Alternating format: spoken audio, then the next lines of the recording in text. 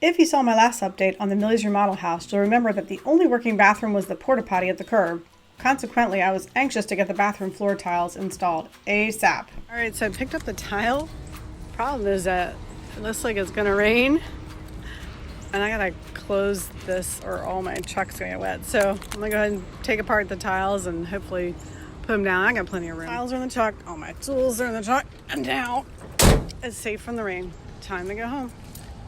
All right, the tiles are provided by Lili Tiles. They are one of the Millie's remodel sponsors. You ready to see what it is? Ta-da!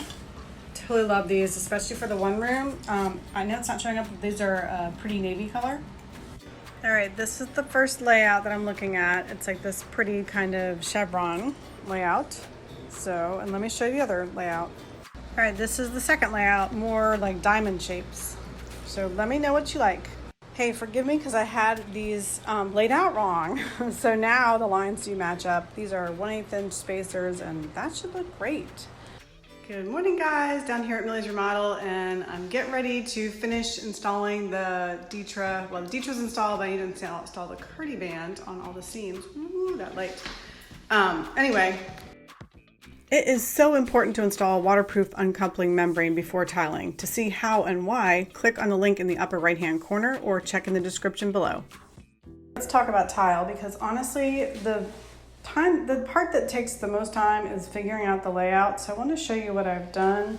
If you see that mark up right there, and then these marks, I went ahead and drew a perfectly square, lines, crosshairs, so that I could find the middle of my room, made sure that they were square. And then I start laying out the tile to determine where the cut ones are going to be. Because even though I have them centered, it would really suck if there was like a sliver up here and a sliver down here. And fortunately for me, this is the cut piece that will be on both sides. So it's big enough that it's not an issue. And then some of it will kind of push into this threshold area. But yeah, no issues. Looks like I'm ready to go ahead and start cutting tiles. To cut the cement tiles, I set up my wet saw. Right now I'm carefully cutting out a corner from my square tile.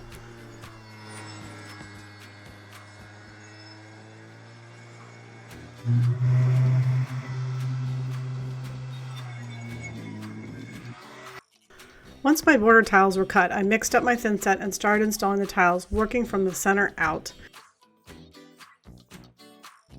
I have a full tutorial on installing cement tiles here on YouTube. I also have a video on 11 must-see tips for professional looking tile floors. I'll share the links to both these videos in the description below.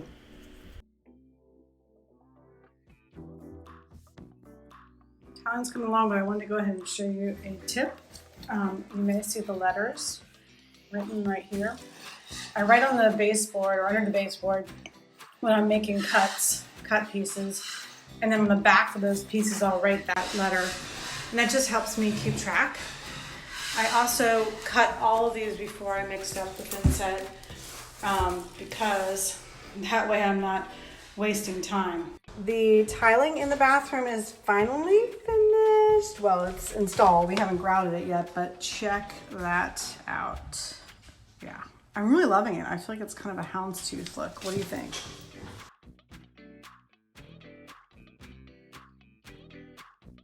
All right, down at Millie's Remodel this morning, and I'm about to do the fun thing. I use the vortex leveling spacers on both bathroom floors.